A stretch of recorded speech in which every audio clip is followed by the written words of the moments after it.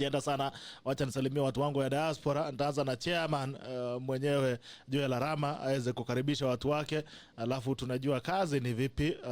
Arama, good morning. How are you? Sikupata ya Arama, sijui vipi. Hello. Sauti iko sawa. Oh, labda kwake basi. Arama. Yeah, labda kwake. I can hear you. Yeah. Toka na zembea kazi. Kama kuna mtu ananisikia ama anasikiza? Tunakusikia. Mnanisikia? We can hear you. Yeah. Yes. Okay, alright. Wapi jamaa yetu Arama? Ama Arama ndiye alikuwa amenyonga mic yake? Hapana, mic yangu iko sawa. Vipi lakini? Mimi ni fundi wa mitambo bwana, kutoka kitambo, so hii haiwezi kuwa na shida. Alright, habari ya leo ndugu. Unajua mtu zingine wanasema good morning na kumbuka kwenu ni usiku. Sasa inabidi umesema tu habari yako. Yeah. Good morning here, good evening is always morning somewhere in the world. So good morning is still appropriate. How are you doing? Yes, I'm doing fine. Pleasure to be here today. Excited to be with my friends and colleagues now. Tuendeleze mjadala, tuone vile tutasaidiana. How's your week been, baba? Week has been busy but good. Umepangaje show ya leo? Show ya leo, I think our biggest focus today ni mambo ya COVID bwana. Personally, I am very angry. I'm very disappointed. I'm very sad. We talk, I think at the appropriate time, tutaongea zaidi, but our biggest focus today ni mambo ya COVID na what's happening in our country.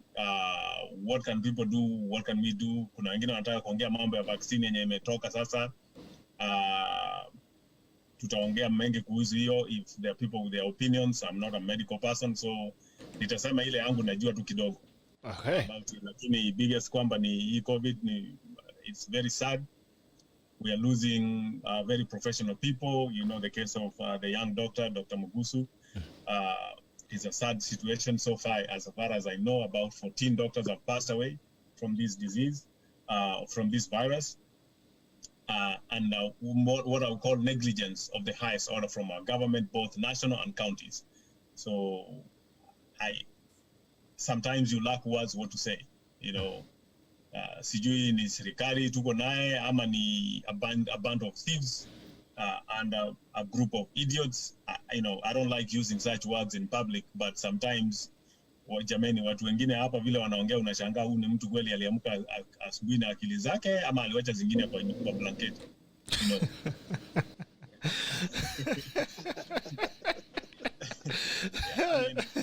Leo ni kama umeamka na mkono ya left. Bwana, you know, I mean, how can you live with yourself ukiambia watu ati hii mambo ya madaktari nyinyi kaeni kando, wacha tumalize BBI alafu tutarudi kwenu. People are dying. I mean, on top of that, how can you have, mimi sijawahi sikia any MCA, any governor, any member of parliament, any senator, either the president or the deputy president wakisema hii mwezi sijapata mshahara. All of them get paid every month on a timely basis. Wanapata their sitting allowances, wanapata everything. Kwa nini daktari mwenye anasaidia watu ana save lives goes 5 months without pay? Where? I mean, what kind of nonsense is this? I mean, I don't understand it. Kama governor, watu wa kwanza wanafaa kujinyima mshahara if there is no money is the governor, all the senior county executives, the MCAs. Our watu, they are not supposed to be paid. You need to pay the essential workers first. Who are our healthcare doctors? They need to be, healthcare workers need to be paid first. On top of that, mimi nashangaa kwa nini you don't have a hazard pay for these people. It is a risky business right now. It's more risky. Hao watu wanajitolea, wanaenda hapo, you know, sometimes hata kama amevaa hizo PPE jamani hakuna. So they are risking their lives. There is no hazard pay. Huyu kijana ameaga, hata insurance hana.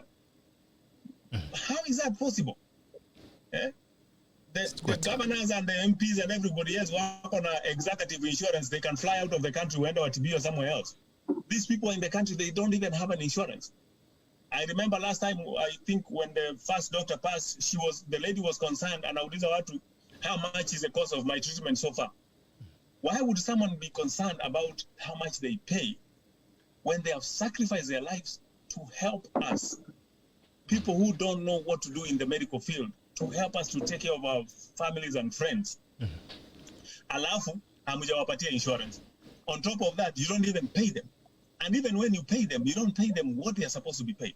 Alafu on the other side, unaona the Ministry of Health, whatever, Mutahi Kagwe kazi yake piga pale na kukula pesa ya mandazi ya COVID yananua mandazi.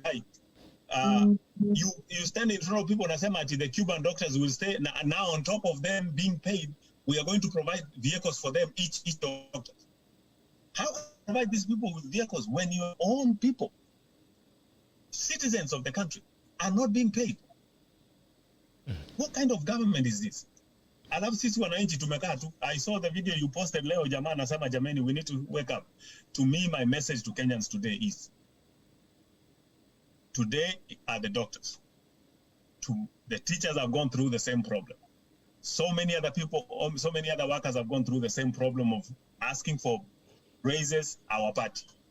But the doctors, the healthcare workers, nurses, na watu wanafanya kwa hospitali, they are at a higher risk right now. Can we please take care of them? Can we insist of them getting the same hazard pay? And if these people die in the line of duty, their families need to be compensated. Kama mnaweza lipia member of parliament when he dies for whatever reason, but he has the death benefits is paid to the families in millions.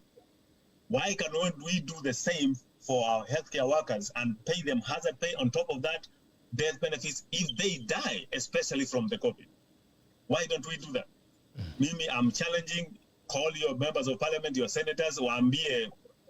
I don't even understand why these people are not even asked in parliament and pass a motion to recognize these people who have died, and on top of that, to do something to help them out. I don't understand it. Jameni, what kind of country are we living in? Too bad. Well, like right. I said, I'm angry, but we'll continue with the conversation. Let my fellow guys. Uko na wakina nani leo kwa panel? I think I'll let you introduce them. Christopher Sang hapo, tuko na Robert, Dr. Boniface, Dennis namuona hapo, Bwana Monda namuona, Lagat yuko, namuona mwingine hapa hivi, ni kama sijui hii ni kitanda sijui ya COVID ama ako usingizi.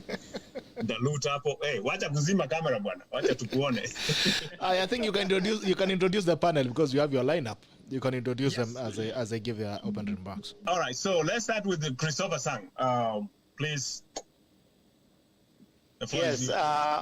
Thank you, Mr. Rama. Good evening, guys. I'm very delighted to be part of this panel today. Mr. Bitok and all Kenyans, good morning. Yes, like you alluded, Mr. Rama, we are all upset with what is going on in our country right now. Nobody is paying attention to the healthcare workers, and they are the main people that every Kenyan relies on when we're going through this pandemic right now. We've had so many lessons across the world of the difficulties that everybody else has gone through and now they've overcome. But it seems Kenyans, the leaders in our country, seem to be asleep on the job because they don't seem to have a plan of action for anything. I don't see the governors having preparedness on the next steps. They just look up to the national government to give direction. Kagwe yako na story zake na kamera zake, lakini magavana, they don't hold any press conference to guide the counties on, okay, here are the steps that we're going to take. This is what we're going to do next. And it's sad because all they're specializing is Harambes over the weekend, and they forget that the county hospitals lack equipment. Why don't they organize Harambes for the healthcare workers to buy equipment and PPEs? You know, it's sad that PPEs are sitting in go-downs in Nairobi or elsewhere because they can't decide who is supposed to do what because of all these cases and things like that. You know, they should be able to track those things and release those PPEs to help the people. It's really sad that this young doctor had to pass this past week and hasn't been paid. You know, I can't imagine myself, I work in the healthcare, to even go for a month without pay because you'll end up in a very bad place, you know, and these people are young, they have young families and things like that. How are they going to be able to take care of themselves? if they don't even have insurance? So those are some of the things that angers us here, because there's a lot of resources in our country, but our leaders are the ones that are actually failing us. And we keep telling people, wake up and, you listen to policy as opposed to just following people just in there too, without direction.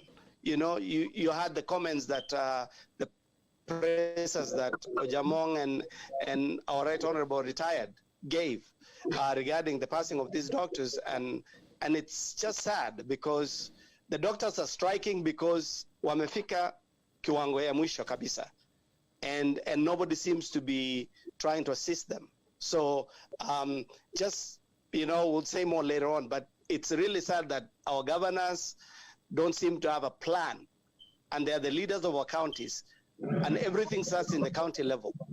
So they need to actually wake up and do their jobs. Tuendelea, Rama. Thank you, Bwana Sang. Robert. Thank you very much, Mr. Rama. Thank you very much, Bitok. Good evening this morning. I know it's morning in Kenya and a lot of places, other places in the world. Huku kwetu, it's evening. We are retiring. Najua huku kwetu ndio tunabahati. Hata Yesu akirudi, ataanzia huko kwenyu, alafu mtatuambia. Kama ni kubaya, tunaokoka mapema. By the time inafika huko kwetu, sisi, nyinyi mtakuwa mmeenda, sisi tunasafishwa. Anyway, thank you panelists, Christopher, naona Monda, naona Langat, naona Daktari Boniface. I am so happy, at the same time so disappointed to actually have joined my fellow panelists, including studio pale, Mr. Bitok. Nakwambia, it is one of the saddest days, and I usually wonder why people disown their countries, and now I have a better reason to see why people disown their countries. When I see people disowning their countries, even in terms of money, I think they usually have a very concrete reason. It is one of the saddest moments to actually see politicians not even caring about a life that they can even lose themselves. Unajua, that is the most unfortunate thing. The other day, I was so happy when I saw these politicians coming up with BBI, and I thought they were sincere. This is the day that I'm losing the slimmest hope that I had with the politicians, na ndio imekwisha kabisa. And I baptize myself, and I'm saying, if at all politicians are the people that we can actually follow in this day and time, I think you will be going to a very different, I don't even want to say where you'll be going to. But with that said, I feel like as Kenyans, we are the enemies of ourselves. We are seriously the enemies of ourselves. If a politician calls for a rally right now to oppose something, you are the first person who leave your bed and leave your house to go support that. But when you see the doctors who save your life dying, your mom, I was so embarrassed when I saw on Twitter everybody trying, I think it was just on the social media, everybody trying to discredit how the young doctor died. Some were for and some were against, and it was something that I didn't even want to read, because I don't even feel like you're a human being if you can feel like this person went through whatever he went through to save lives. But even the government he was working for and the people they were working for, none even came out to support that whatever happened was bad. But unajua sasa sijui yeye alianguka wapi. The other day I thought now the hustlers tulikuwa tumepata mtu mwenye atatutetea. But even the deputy president, including the president and the other MPs, have not even talked anything. I know of members of parliament who are doctors, who would have been the first people to actually stamp their feet and say no. The other day, they were actually trying to share revenue. They were united. Pesa inawavuta pamoja. But it's quite unfortunate that when it comes to life, something that holds everybody, nobody knows siku yake ni lini. But what we all needed to actually guard with all arsenals, hakuna mtu anaongea hata juu yake. The government has not even come out to actually say, hata kama watatudanganya, what really happened. It is so unfortunate.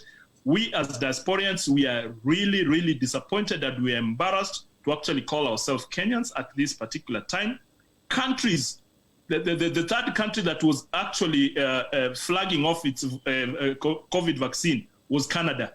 I don't even know if Kenya has a plan to actually have the vaccine.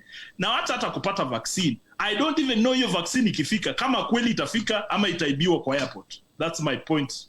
Yeah, very sad indeed. Dr. Boniface, Daktari. Thank you so much, Alama. I don't know whether you're getting me clearly. Yes.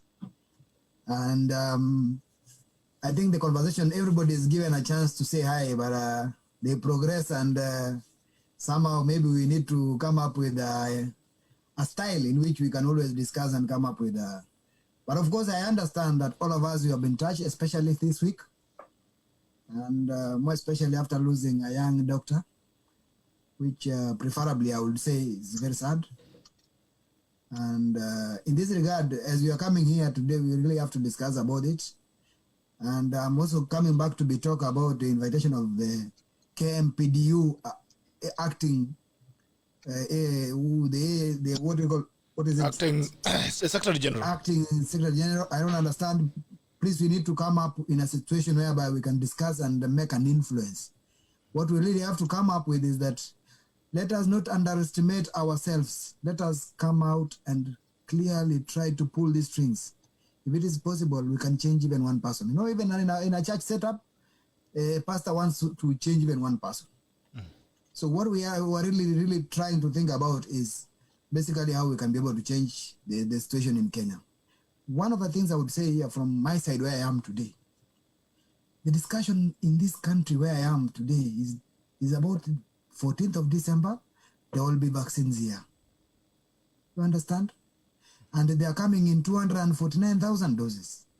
And what are they talking about? They are talking briefly about who are going to be the first beneficiaries. They talk of homes where people have where there are homes, where people are put there as old age and those age-related cases. They are talking of setups where there are doctors. That's where their priorities are. Honestly, as we sit here today, those are the benchmarks that we really have to create. And we talk, and I think the chair now, Arama, let's pull our strings together as a member. And remember, nyumbani ni nyumbani. That's the one of the things I always remind people, that come what may, home is home. So as we are discussing here, come up with the style and how we can really pull our strings, touch the right people. You know, there are those key opinion guys. I would say there are key opinion people who can touch their hearts, and it will make a change. Otherwise, thank you, and I'll take this opportunity to say hi. As we now start to talk about this issue, let's say hi to one another first, and then progress to the topic of the day. Thank you. Thank you, Daktari. I see a gentleman here, he just says user. So I'll just call him user. Please introduce yourself. Maybe he can't hear you. Ama anataka. Ajui kama ni yeye user. I was saying Monda is in. Checkered shirt. You know, you're gonna square hivi. Checkered shirt is me. Ram. Hey. Sasa unajua. No, unajua I tried to use my phone, but the camera is not clear, so I took the laptop from my daughter. Uh-oh. I think I'm glad I wasn't enrolled as her. So this is even an upgraded. Okay. So we are again, for obvious reason, talking in a very difficult time about a disease which is airborne, and everybody must breathe. This is the time that our president has taken vacation. So it just show you how there is parallel. So I think I communicated even to embassies that they will be out for a month, having earned this vacation. In fact, in the hill, or in the eve when doctors were downing their tools.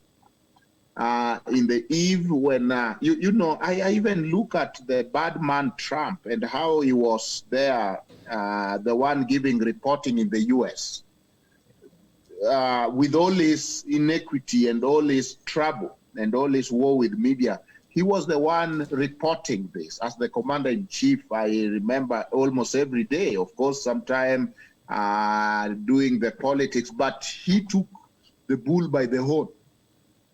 And we all know that Trump actually failed for one of the things that made his dream took a nosedive, really, was the mismanagement of COVID. But at least he was talking to his citizens every day or every other day. Here, it is a ceremony when the president addresses. It is a red carpet. It is 2 months. The last time he spoke was that conference that he had, where the deputy president did show up, and everybody showed up, the likes of Mudavadi, and actually nobody brought up the issue of KEMSA. It is a valley of broken dreams, because remember, he had ordered KEMSA report in 2 weeks. It never came. He had ordered the director of prosecution and DCI to also complete the investigation. No, nothing. There is a very watered down and almost a sanitizing report by the Committee of Health in Parliament, as you will expect, because there is a big fusion between the executive now and Parliament. So that oversight and accountability is very weakened. It was more of, so and so did it, and so did it, and we never got into any conclusion, actually. But most Kenyans concluded this is simply a sanitizing effort. So consider that this is the time that the president say, hey, I'm out, guys. See you at the coast. I'm taking a vacation, a well-earned vacation. To just nail it that you are on your own. I have set the BBI ball rolling, it's moving. Now I can take a well-deserved rest. It is something that, overwhelm the citizens as Kenyans. So we will talk about it, but things are tough here. There is no honor among thieves, as they say. And again, I will bring the angle of corruption when I'm contributing, because I think one thing that corruption does is to weaken governance. And we are seeing that corruption form its own structure, almost like cancer, take part in the DNA of the body and again form a parallel system within the body that disrupt everything. So that as we even talk of war on corruption, we are actually talking of war for corruption. We have changed regime, fellow Kenyans, even in diaspora. You know, there was corruption during Moi time. We thought it would change with Kibaki. That is when Anglo-Leasing came, Gidongo left. Now with Kenyatta, you are seeing the same corruption. So it appears that we must really crack our head to, is it about changing the regime, or this system is so embedded that there is nothing we can do, or what can we do if it is regulation and they have also duplicated regulation? But meanwhile, I'm glad to be here. Thank you. Thank you, Daktari. Isaac Onyando, you're muted, Isaac. Can you hear me now? Yes. This is Isaac Onyando from Baledogle in Somalia.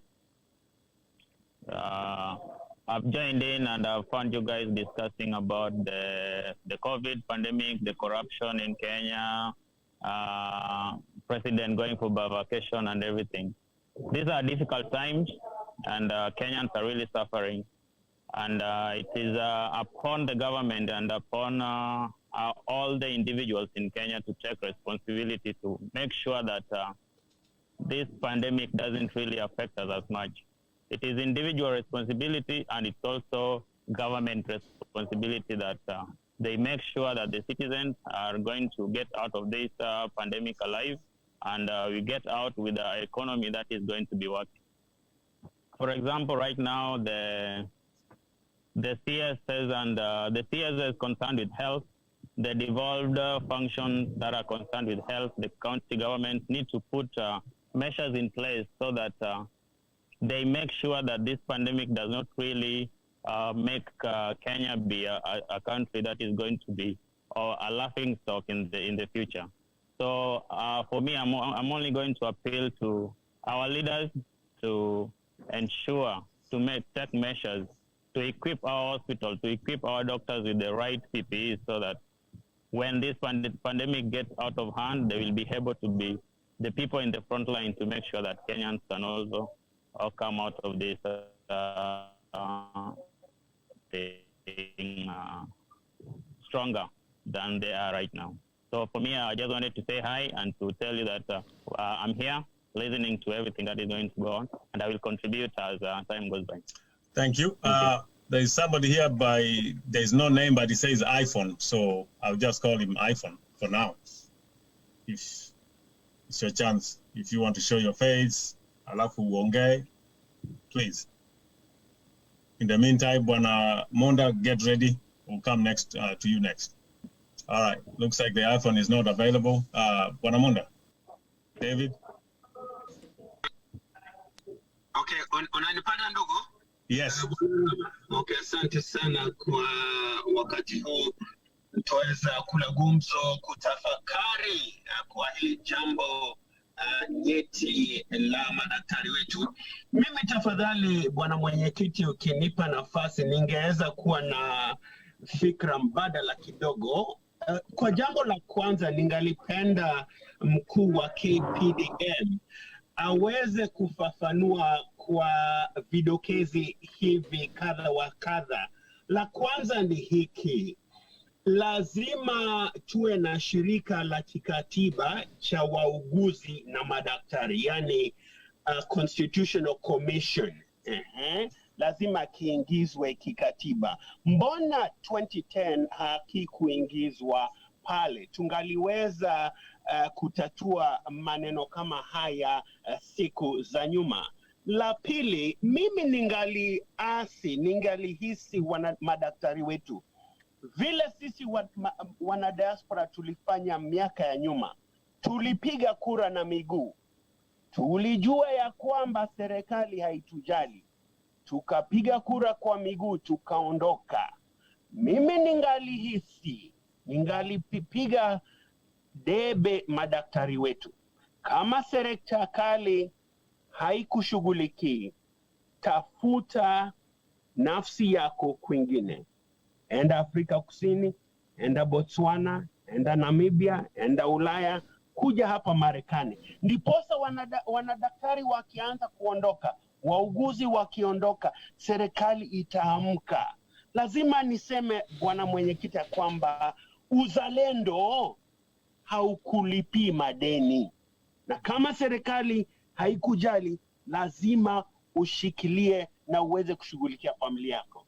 La tatu ni hiki: bwana mwenyekiti, mbona kuna mgawanyiko? Mimi nimeona utengano mkubwa kati ya KNUN, Kenya National Union of Nurses, na KPDMU. Ni kama upande wa KNUN wametoa mgomo wakati huu, lakini KPDMU imesema ya kwamba ngoja tusalie wiki mbili ndiposa tuanze mgomo wetu. Jambo hili linaleta ile dhana ya kwamba kuna utengano kati ya wauguzi na madaktari. Umoja uko wapi? Kumalizia ndugu mwenyekiti, ni kusema hivi: mbona kule Kenya tuna waajiri madaktari kutoka Cuba jamani? Na madaktari wetu wa Kenya hawana kazi. Jambo hili limewezaje kuwa kwenye Kenya mwaka huu jamani? Na KPDMU ipo. Tuna waajiri wa Cuba na watoto wetu, madaktari wetu wafa, wanafuzu na hawana kazi jamani. Kitendawili hiki tutalitatua vipi? Asante bwana mwenyekiti. Asante bwana Monda. Inaonekana the next guy ameondoka. Njogu. Na Monda ameweka hapi sura leo. Na Monda amejificha kabisa. Amekuwa sniper. Amepeana launi ya sura leo, hataki kuweka. Njogu. Habari ndugu. Salama. Na wasalimia wote walio kwa hii panel. Mwema jioni njema hapa kwetu Sialo. Hii nchi yetu sijui tuseme nini, ni kama tulilogo na mwenye alituloga akakufa. We don't put our priorities right. Hadi saa hii madaktari wanakufa, nchi zingine wanajipanga venye watasefu watu wao, lakini sisi ile kitu tunataka nani atakuwa kwa mamlaka, nani yako popular kuliko mwingine. Jamani, tuko na shida. Na yote niambie wa Kenya na wasikie, these guys, they have no mercy to anyone. They think about themselves. Na hii imekuja kuwa clear na hii BBI, na who supported and who does not support it. Unataka kuniambia sasa hii BBI ndio ya maana kuliko sasa madaktari wamegoma? Nobody talking about that. Nurses, they are home at this pandemic, and people wa Kenya sasa wako nayo ni mwenye atakalia mamlaka, ni mwenye watakuwa na BBI, instead of thinking of Kenyans. Tutakufa wote, sijui watakuja kutawala nani, but time is coming that people speak in one language. I normally say we have two tribes, the rich and the poor, the have and have not. And mnaona hiyo ndio inakuja, hiyo ndio imekuja kukua, because soon or very soon people come to believe me. And the other thing is, wao wako na pesa, wakigojeka wanapelekwa hizi hospitali kubwa kubwa. Na ule maskini ako huko kwetu Godori, ule maskini ako huko nini Moranga huko chini, mwenye ako huko Mandela. Bwana wafikirie wa watu jamani. Na kule kuna kuwaga na shida. Kama hapa Amerika, hakuna hospitali ya matajiri ama ya maskini. Any hospital you go to, you get the best services. Sasa kama mimi niko hapa, niko mahali kunaitwa Kirkland. Nikipata accident here, I'll go to the next hospital. Na hiyo, the richest person here, hiyo ndio atapelekwa kupata emergency. And you get the same services. Because we are all human beings. And hope one day, Kenya itakuja kuwa the same. Thank you for now. It's good to have you guys. It's a pleasure. Naona leo panel ni ndefu sana. Nashukuru kuwaona. We already have 11 panelists online. It's a pleasure to have you guys. Now, there's something that's been happening in the country. Morocco yesterday only launched mass vaccination for its citizens. Free mass vaccination for its citizens. Free. Kenya, remember we bought masks, and even the masks that were donated actually disappeared. Pale airports zingine zilienda Ethiopia, zilienda wapi. In this country, we are yet to hear any conversations around actually vaccinating citizens. Not even vaccinating with money or for free. We have not had any conversation about any vaccinations. Where you guys are generally, what's going on there? Do you feel like the government is not very keen or sensitive to the issues of its citizens? Wacha taanza tena back to back from Marama all the way down. Okay. I think, how can I say this in a nice way? Let me just say this. We reap what we sow, because the government and the politician and every leader knows that our Kenya tutaenda tu ni wapumbaze hapa kidogo, like I say, shiny objects. You throw some balloons and stuff here and there, accuse your opponent. If you are in the ODM or the opposition, I don't even know there is any opposition anymore. If you're in a certain region, you align yourself with this group, then you speak up. Now, to some other extent, when you move out from one group, then you become the hero.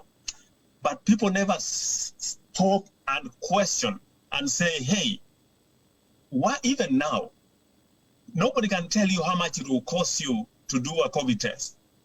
Nobody can even tell you where you can go and do that COVID test if you want to do it. You don't have that information. But people don't ask this question. And then, surprisingly, you find the place where the information doesn't reach, miraculously, the booklet that is supposed to collect signatures for BBI was able to be delivered to that area.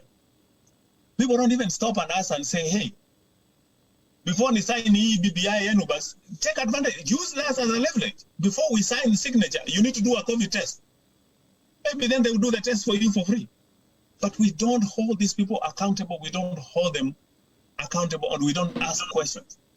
To me, it's very worrying right now that, because I know that WHO has plans to support member countries to ensure that each country gets a vaccine. But the problem is, if the government is not concerned, has no plan, kazi ya mtu ni kuja every day kutangaza, oh, today we have 500 cases. Out of 500, 2 of them died, the other ones have recovered. What is that? 500, you know, the country has a population of, I don't know how many millions right now. So when you tell me 500, if you are testing 500 people, or if you are testing 600, and out of 600, 500 COVID, what is that percentage? What does it tell you?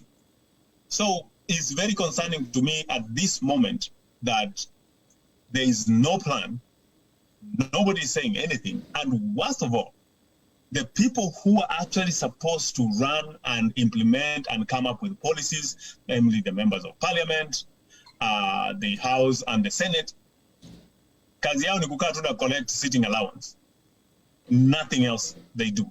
Nobody is coming up with a plan. Even the people who say, oh, we have walked out of the government now, it's not doing the right thing for the people. I've not even had a blip from everybody. All right. You know, and it saddens me that now we are again splitting the issue of COVID and the challenges we face with COVID in between, supporters of BBI and those who oppose BBI. This virus has nothing to do with the COVID. It has everything to do with your life, your family life, your brothers, your sisters, your parents, your friends, your neighbors. That's all it has to do with. Can we forget for a second, for a minute, for a day? Let's forget about BBI and ask one simple question. Mr. President, what is your plan with my life? Mr. Governor, what is your plan with my life? My MP, what is your plan with my life? My senator, what is your plan with my life? Because this virus is a threat to my life. What is your plan? Can you ask your MCA, what is your plan with my life? Because these people, they are getting paid every day. They get sitting allowances and all kinds of money. But wherever kila siku, you hear people dying. I mean, I can tell you the number of fundraisers that I am involved in almost on a weekly basis. Back home right now, one of my neighbors, a few months ago, the mom died. Now, last week, the gentleman died. His wife and kids are already in quarantine because he died of COVID. Now, we don't know who is going to survive among those. And, you know, we are praying and hoping that they will survive, come out of it okay. All right. And there's so many stories like this everywhere. Guys, can we ask this question and hold this government and our politicians accountable? Can we rise up?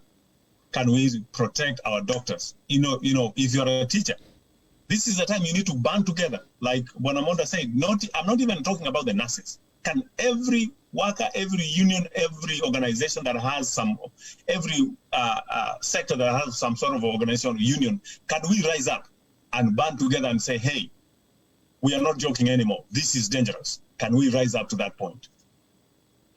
All right. Bwana Bidok, naweza kuchangia hapo tafadhali? All right. Alafu Sang, alafu Kobe. All right. Pick it up very quickly, my friend, Dr. Asante bwana mwenyekiti. Mimi vile swali lako liliangazia ni lipi linafanyika vaccine, yes. You know, every country sasa hivi nchi zote zinaenda kushughulikia na mambo ya vaccine, lakini hatujasikia mpango yote ya serikali ya kuweza kusaidia na mambo ya vaccination ya wananchi. Okay. Kwa hivyo unanisikia bwana Butok? Nakusikiza ndugu. Yeah. Okay. Kwa hivyo ulikuwa umetueleza tuangazie vile vinavyofanyika hapa Marekani kwa majimbo na mpangilio wetu ni kama ni upi. Kwa mfano hapa New York tumeathirika zaidi ya robo ya zaidi ya 25% ya wale waliofariki wametokea kwenye hili jimbo la New York. Hapa ukilinganisha kwa mfano na Kenya ni kana kwamba magavana wetu kule nyumbani ni kama wamelala kwa kazi, wamezembea kwa kazi. Ukilinganisha na hapa Marekani, kwa mfano hapa New York, gavana wetu Andrew Cuomo alikuwa mstari wa mbele kumpinga bwana Trump na ule uzembe wa Washington wa serikali kuu, kusema ya kwamba hapa mashinani, hapa kwa majimbo lazima tutilie maanani, na ameweza kuwa mstari wa mbele kwa hivi vita vya COVID-19. Kwa mfano, hivi leo nilienda kufanyiwa utabibu kupimwa COVID-19, manake najitayarisha kufanya safari ya kwenda ng'ambo. Si kulipa chochote. Kama una bima, kama huna bima, si kulipa chochote. Mimi ni mkufunzi, mwezi uliopita pia tulifanywa vipimo. Vyote vilikuwa bure, manake nikienda darasani sitaki kuambukiza wanafunzi na wanafunzi pia wasiniambukize. Kwa hivyo ukiona serikali yako iko mstari wa mbele, serikali yako ya jimbo iko mstari wa mbele, inakufurahisha sana. Hata kama kodi inakupiga kwa cheki, angalau lakini unaona kodi zako zinatumiwa kwa njia nzuri. Ukilinganisha bwana mwenyekiti na magavana wetu kule nyumbani, Ojamong yuko kwa siasa, hapingi uzembe wa serikali kuu. Magavana wetu wengi wamezembea kazi. Ni Kivutha peke yake ndiye ametokea kusema kwamba mambo ya BBI yapigwe kalamu, tusisitize ugonjwa huu unaotuangamiza. Kwa hivyo mimi ningalisisitiza hili jambo la majimbo na magavana lazima wawekwe kipaumbele, manake wao ndio wako karibu na umma kuliko Washington, New York. Gavana wangu wa New York yuko karibu na mimi kuliko yule wa Rais Donald Trump. Kulinganishwa na Kenya, kwa makaunti magavana wetu ndio wako karibu na umma kuliko Uhuru Kenyatta kule Nairobi. Kwa hivyo mimi ningalifikiria wapige darubini njia mbadala, waweze kusisitiza ya kwamba serikali kuu lazima ishikilie itilie maanani janga hili la COVID-19 na pesa zirudi mashinani. Jamani, watu wanakufa. Asante bwana mwenyekiti. Haya, Sang, alafu Kobe uwe tayari. Sang.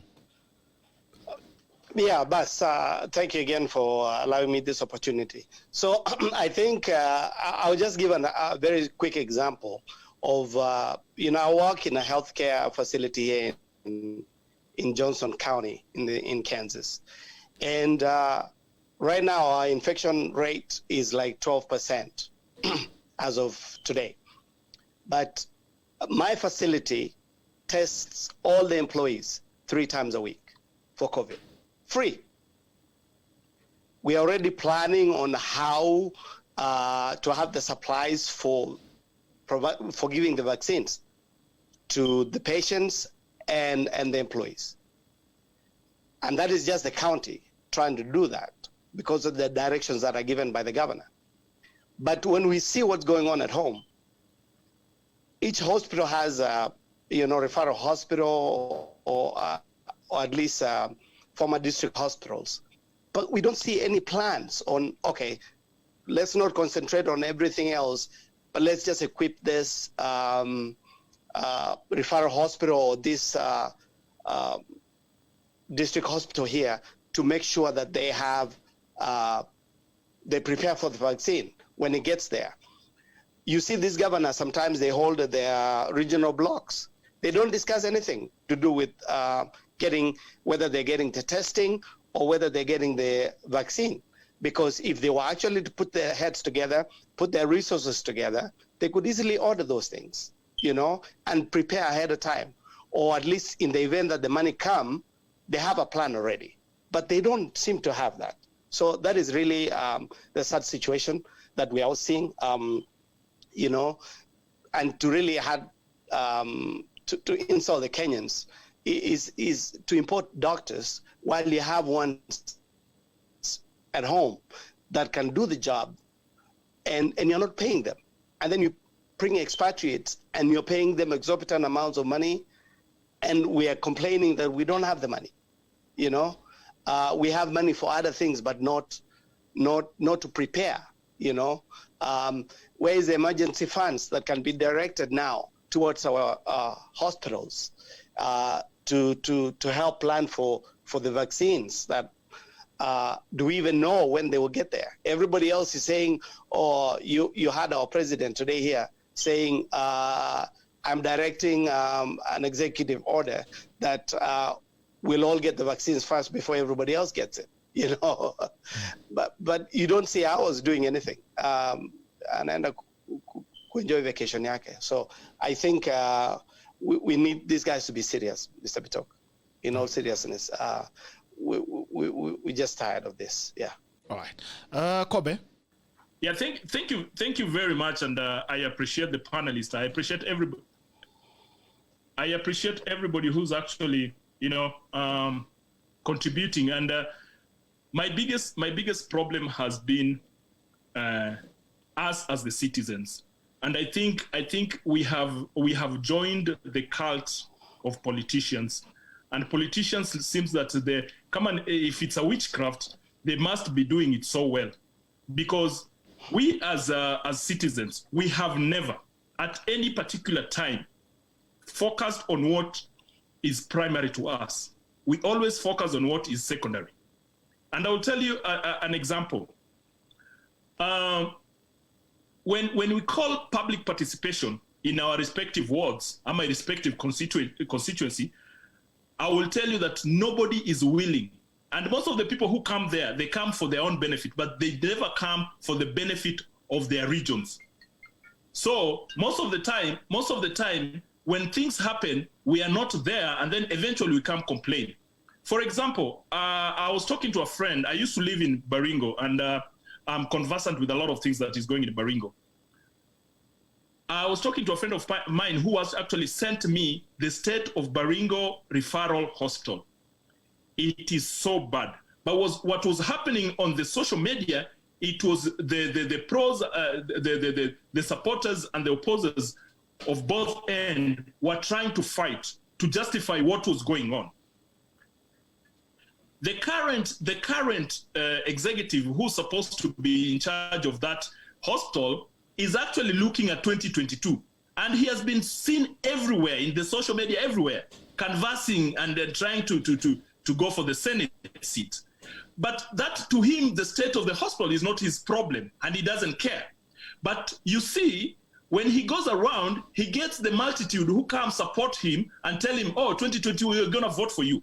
But the same multitude fails to tell him that the state of the hospital that we are going to is not good.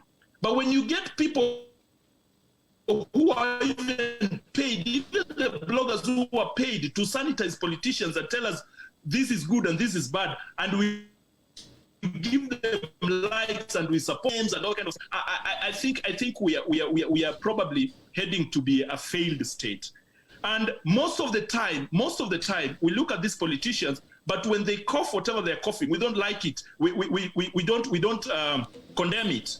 But we will always clap if they talk about something that is not necessary at the moment. I watched a governor and I watched the former prime minister talking about issues that, if you look at them, the kind of status they're in and the kind of things they're saying, they don't intertwine. I can say they don't intertwine. So my biggest problem is to wananchi. Can we reverse the role? Can we say that we are going to actually stop these people from telling us rubbish and focusing on better things? Because if you look at it this way, I remember there was one time our good friend, Dr. Ojwang, wanted to vie. And he told us the ritual within vying for a seat, especially when you go to a political party that has many followers. There is a certain ritual, which we all know that you will never get the right candidate. But again, instead of sanitizing that party, people will make sure that they perfect that art, in the sense that even if you're the best, you will never be voted in. And that is what has happened in Kenya. Our government is so rotten that whoever is there, whether you bring a new person or whatever, the art is perfected.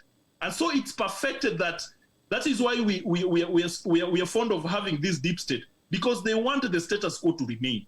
And if they have the status quo, a lot of people benefit from that. But this kind of era, the capitalistic life that we're living right now is gimme, gimme, gimme. People don't even care about life anymore. So it is so unfortunate. And I believe that as Kenyans, we should take a different course. I was discussing with a friend, and I was like, all these people want to vie for presidency in 2022. But it's so unfortunate that when you're taking this bus, probably it might not be in a position to move. It is it is the right time to actually restructure our country and put it in the right place so that those who are vying for 2022 can have an easy ride. It is like you're traveling from Nakuru. You know, Kenya is like you're traveling from Nakuru going to Nairobi, but by the time unafika Limuru, una branch. Alafu mwingine akichukulia huko Limuru anarudi na Nyuki.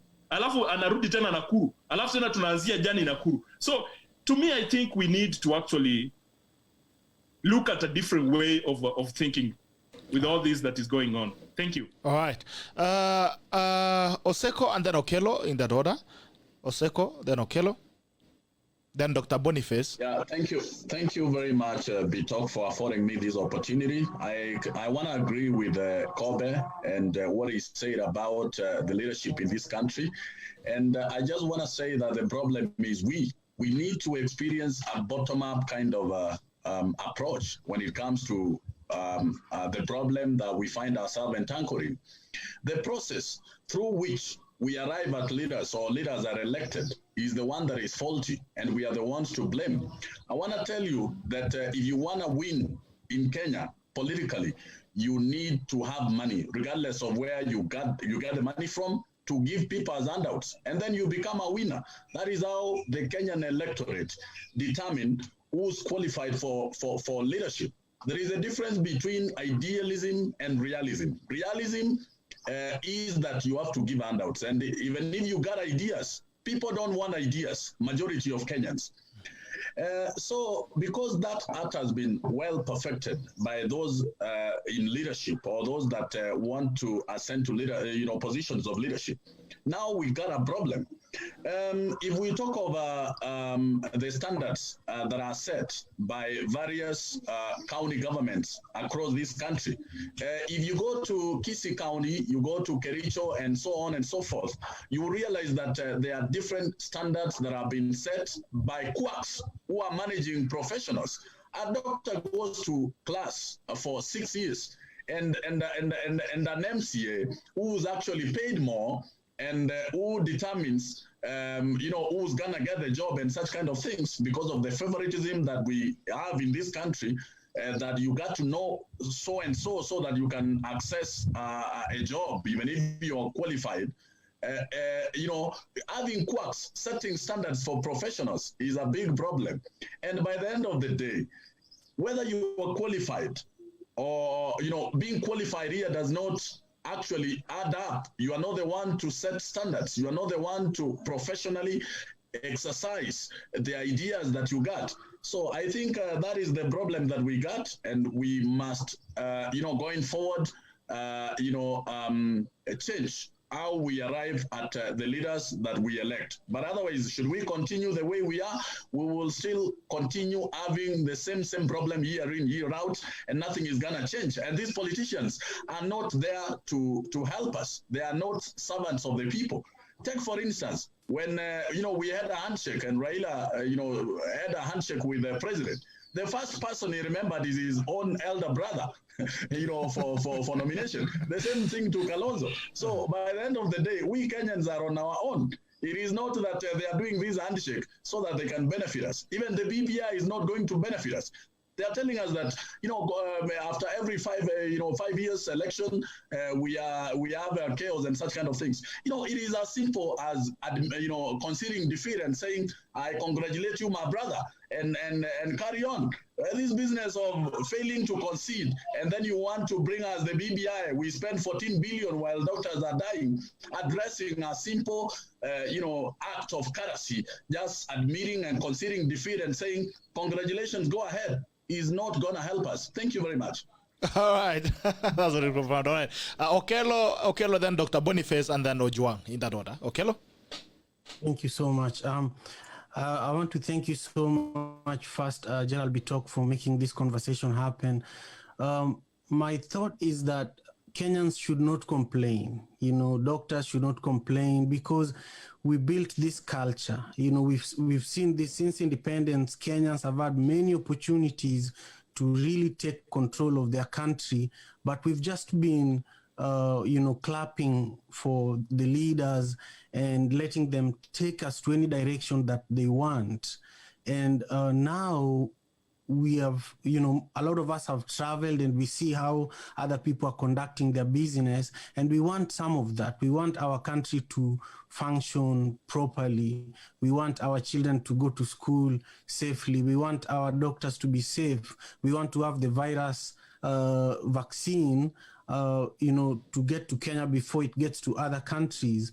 But we've built a culture of, you know, lack of accountability, lack of reliable leaders, lack of responsible people.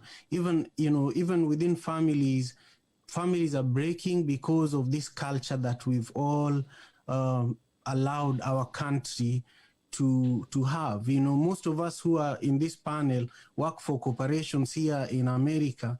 Every organization has a culture. When you're a new employee, they take you through a training that teaches you about the culture of that organization. If you all remember, in each of our families and even in our villages and even in our tribes, we have our culture and our traditions that we have to follow. What is the Kenyan culture that we left behind that we are not working with, that has made us get to this point? For me, as a child growing up, I knew that we were from a country where people loved each other, where my child could go and have a sleepover and even lunch at another neighbor's place without me feeling like they're going to be raped. You know, during this pandemic, so many issues have happened that Kenyans are not even really taking them seriously. If you leave alone the issue of the vaccine and the doctors that are dying, the number of pregnant teenagers and the number of kids who are going to become parents this year as a result of this pandemic is huge. So the problems are compounding, but the leaders are having a party and the people are going to continue clapping for them.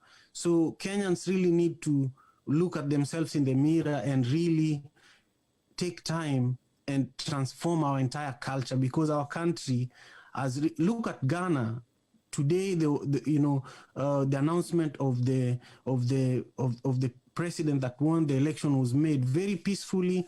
The person that lost did it very peacefully, and the citizens were very, very quiet about it.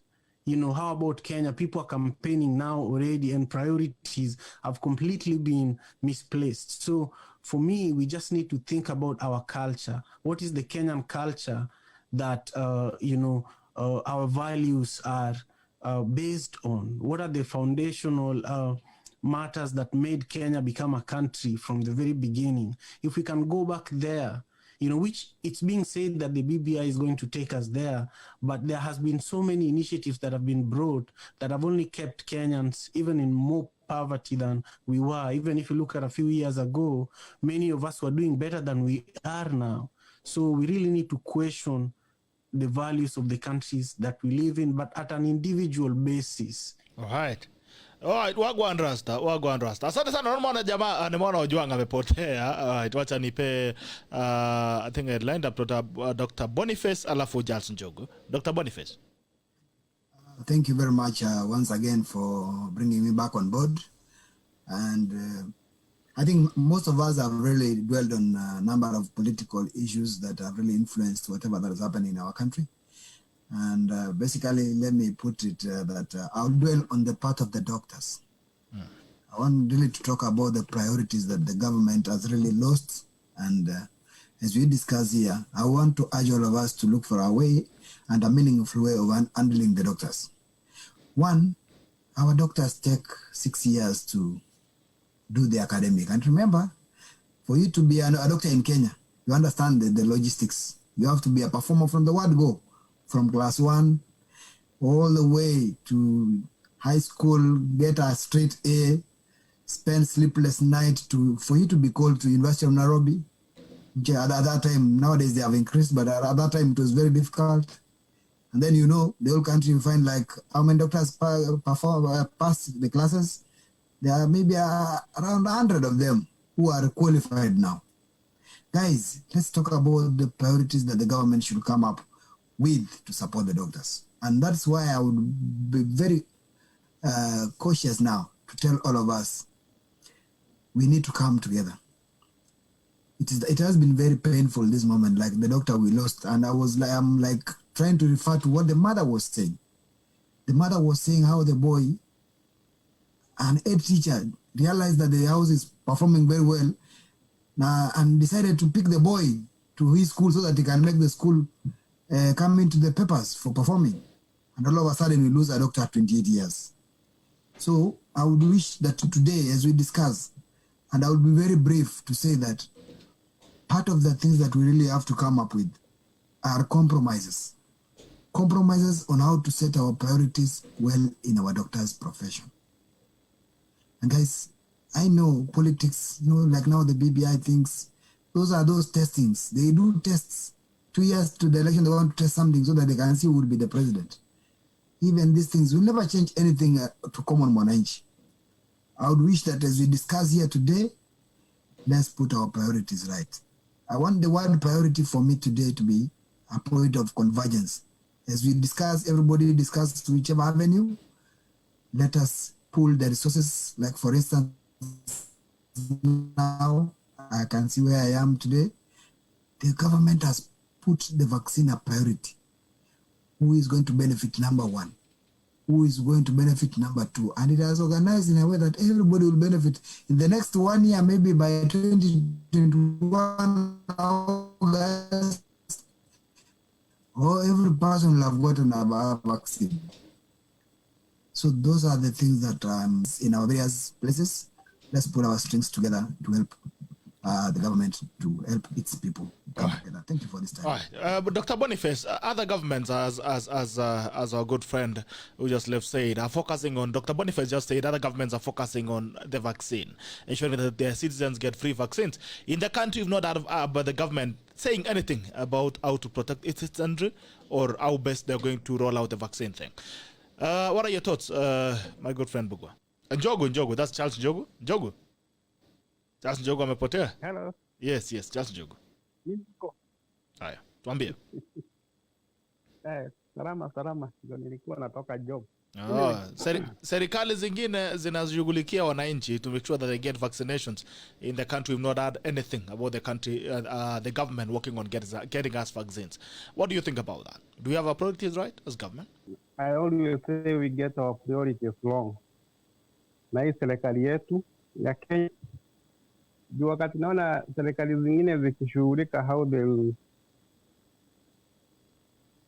get vaccines for their people. Ours, hata hakuna mtu anaongea kuhusu hiyo. Anyway. Umepotea, nimeona kuna shida ya network kidogo sijui. Zile mifugo zako umeweka mahali ukitaka. Unanisikia? Nakusikia lakini naona video yako is really freezing. Hello. Let me get some. Hata tupe mtu mwingine, mbona kuna watu wameweza kuingia pia. Naona kuna haya, sawa, zungumza basi Njogu. Proceed. Nasema hii serikali yetu sijui tutafanya nini, lakini they don't get their priorities right. Sasa hii kama sio hii sasa wanastahili wao.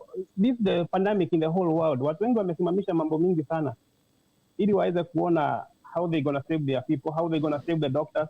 Like now we are losing very young doctors. Na most of them ni specialists. Na hakuna mtu anashughulika. Ni kama unasikia hata wenye tunaangalia kama the leaders. Ukisikia wenye wanaongea is like they don't care. Anyway, what I can only say is that siku itakuja tu kubadilika. Haya. Naona Juang amerudi. Juang, tafadhali njoo. Other governments are focusing on vaccines. Hapa nyumbani serikali hajatuambia ni vipi, mpango gani ambayo iko nayo. Juang, kama unanisikiza tafadhali, pick it up. Very quickly. Juang. Oh, yes, sir. All right. Other countries are focusing on vaccinating its citizens. Back here, we've not had any conversations. Did I miss something? Sorry. You disappeared. I'm saying other governments across the world are focusing on vaccinating its citizens. We've not had any strategy from government towards that. Yeah. I think, sorry, my Wi-Fi failed and I had to use mobile hotspot. I'll be very quick. Let me just point at a list of things very fast in conversation with what I've heard from very able panel. One, you know, we usually remind Raila, some of us who are NASA supporters, that you took an oath of people presidency. So live up to your oath. But it is obvious that this government is driving us the dinosaurus route, which is the extinction. The last main activity that Parliament did was the Jerusalem challenge. And every other politician have been doing Jerusalem challenge. It shows the silliness of the day. You know, if you read The Tale of Two Cities, it was a time of darkness and light at the same time. It was a time of foolishness. And so the Jerusalem challenge has been the main activity actually we have done. Look at the, when we talk of check and balances, look at Parliament. Most people who sit in those committees are not experts. It is still the majority party that is directly fused and selected by the executive that are in those parliamentary committee. Do you expect any oversight? No.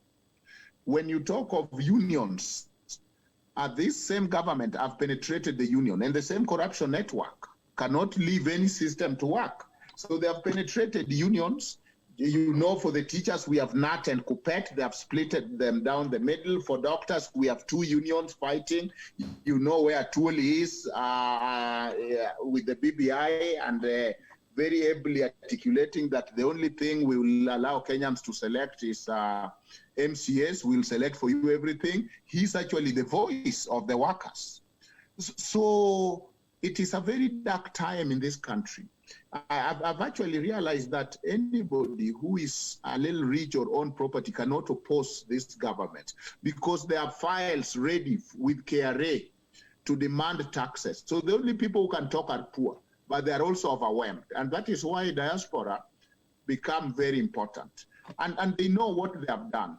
So that you find that on one hand, us as citizens, corruption is so bad, but when you redistribute it among us, when you now share what you have looted, people have no problem. And it is almost a sanitizing process that nobody minds. So then it becomes a system and a culture. I think that we can talk of, you know, I look at our society as I conclude very fast. There are 6 institutions that are important in every society. Institution of governance. That is weakened or is gone. Regulatory institution, that is not there, the standard you're talking about. Market supporting institutions, that is where we have KEMSA and whatever, and KEBS. Have you remember KEBS? Remember the mercury, sugar, and all that. Institution of microeconomic stabilization, that is largely informal. Institution for social insurance and institution for conflict management. Even the court inherited the law from the executive. So when you see us, what corruption has done is to disrupt proper functioning of every institution in this country. At the same time, corruption has been so normalized that both governance and regulatory institution has elevated it to an institutional culture.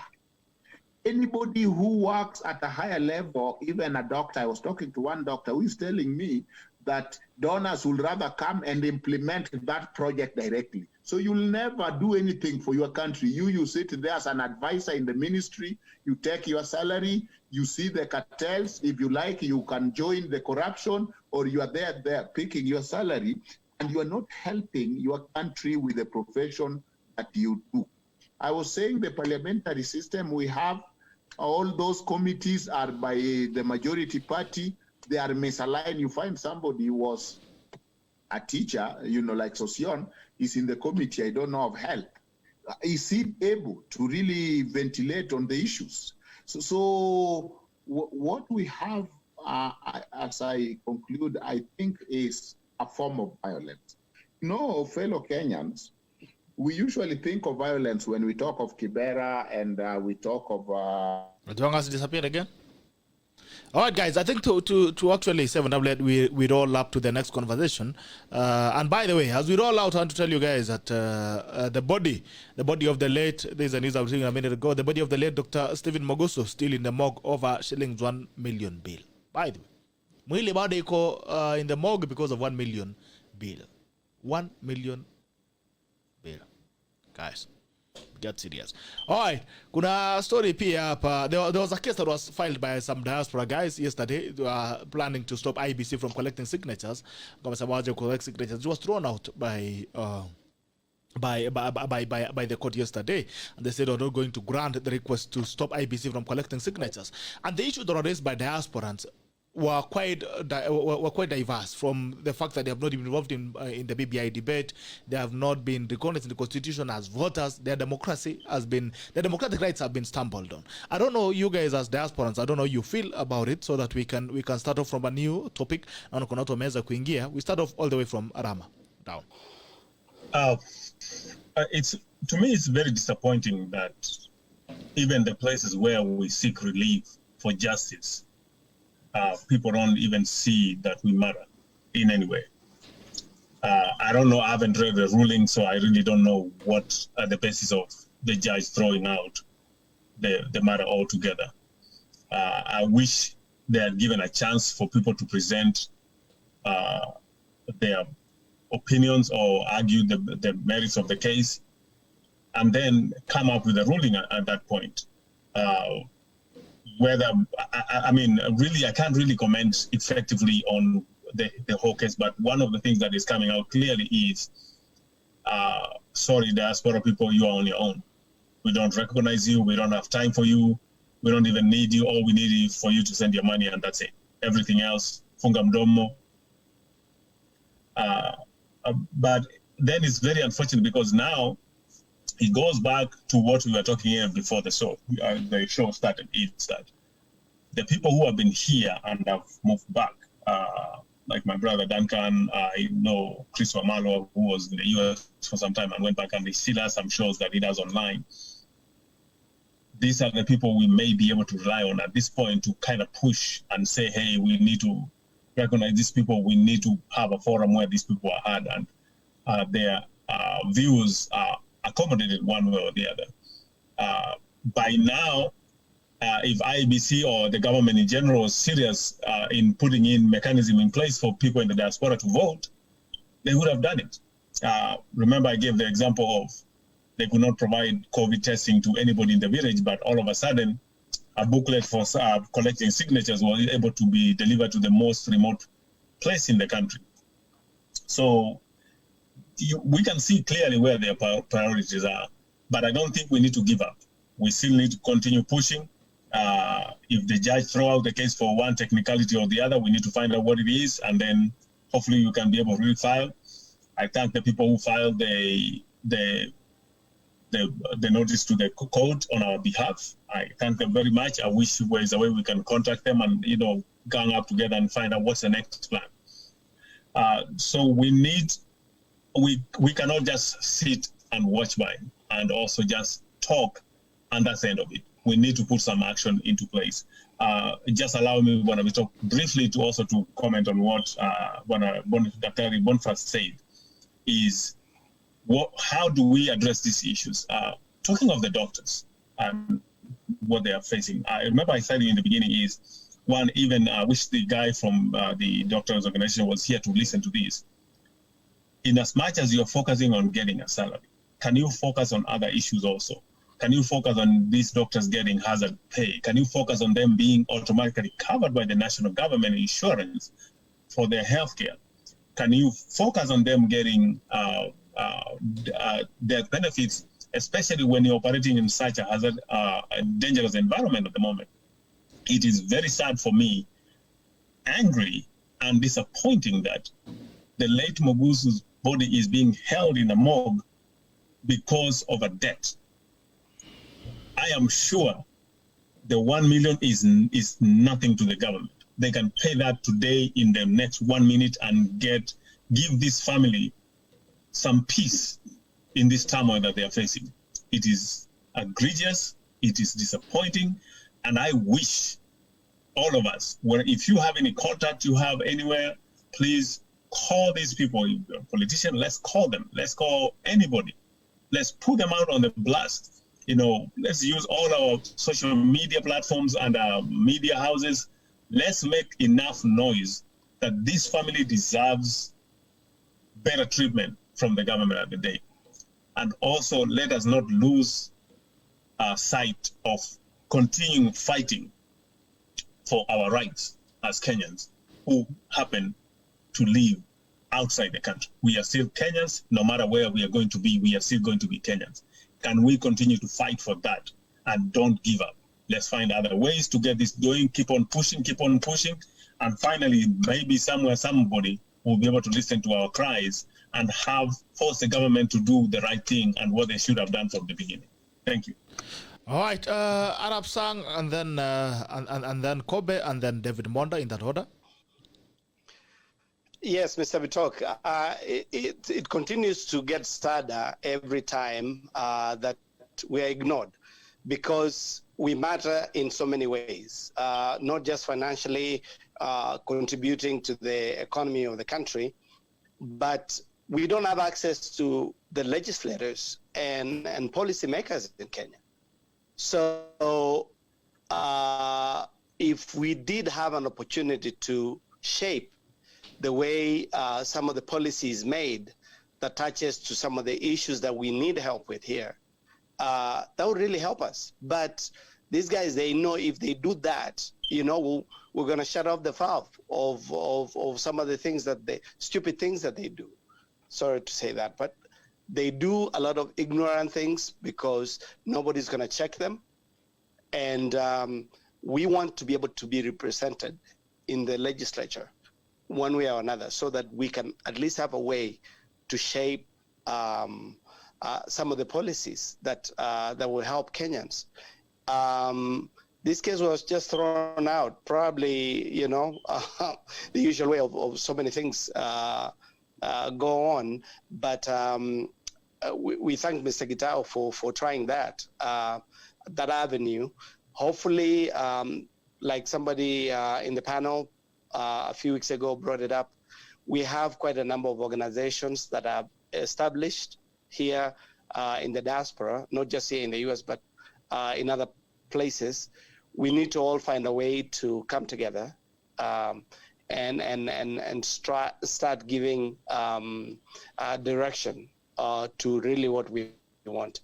Not just saying it, but trying to push the government and push our consulate officers and ambassadors and things like that to try and get us something in the diaspora, because we are not getting representation. They don't know the plight of some of the things that Kenyans go through here. Nobody has checked on how many Kenyans have COVID out there and what is going on. They let those other countries that the Kenyans are to assist them, but they're not even keeping track of people here. So it's really sad. We want to be able to stay in touch, to be identified as they do when they're always just identifying us when they're talking about the revenues that they receive. They applaud us for that part, but when it comes to everything else, they want us to be mum and muted. So that is really sad, and hope things change soon. Thank you, Mr. Patel. All right, our good friend Kobe, and then Monda. Christopher, if you're waiting for that, I'd rather you wait for Jesus to come back. That one I'll tell you for free. Christopher, you and I know that when COVID started, a lot of countries were evacuating their people from China. You know what happened with our own from China? You know what happened? We had to cry and cry and cry, and I don't know if it actually happened. With that said, I am telling you, if anything happens within the world, the first country that evacuates its citizen is most European countries and America. They will always go there to evacuate their citizen. And the problem with some of us from Kenya, we will not get that benefit of doubt, because even some of our embassies don't even. When you see us coming here and trying to figure for ourselves, that is why the last session that we had, somebody came up with a very good idea, an investment idea. We can all be having these caucuses and organizations and investing in a way so that when we want to press that button, it is easier. That is what Chinese is doing to a lot of African countries. What are they doing? Is when you cannot pay their loan, they tell you, no, we can take your port. and it's working. A lot of African countries, I know Guinea-Bissau, I know a lot of West African countries, they're now struggling. Why? Because the Chinese know where they could press, So our government, I cannot blame our government. I can blame our own citizens. It is because, Christopher, you and I know that if we invite a Mheshimiwa to America, we are the same people who provide ugali for that Mheshimiwa, but we fail to tell that Mheshimiwa that when you go back, we want ABCD. And if that Mheshimiwa is from your background, he comes, stays with you, you take photos, post them in Facebook, people give you likes, and a period. But when the reality comes, when we need to vote, we are nowhere. When we need to send this money, the money we've been sending is just like rain. It ponders everywhere, because if I send my mama or my sister or my brother some few cash, you do that the same to that. It doesn't trickle well down to where we want it to actually help us in controlling some of these things. And that is the biggest problem that we are having as diasporians. So I was requesting, and I said this, we can always sit down, and I know we can always come up with things that are formidable enough that we can always be pushing the government. It might not be us who are going to benefit. Probably our generation is going to benefit, because a million miles, you always start it with a single step. So I think the only thing we have as a big problem with our government is our politicians have failed us. Our politicians, our brothers, our sisters, our cousins, our friends, they have failed us. I don't even know what that parliament or the Senate, the Senate itself has in it. Because when people walk in there, they will never champion for anything that a common Mwananchi is going to benefit. It is always how their political parties want them to do.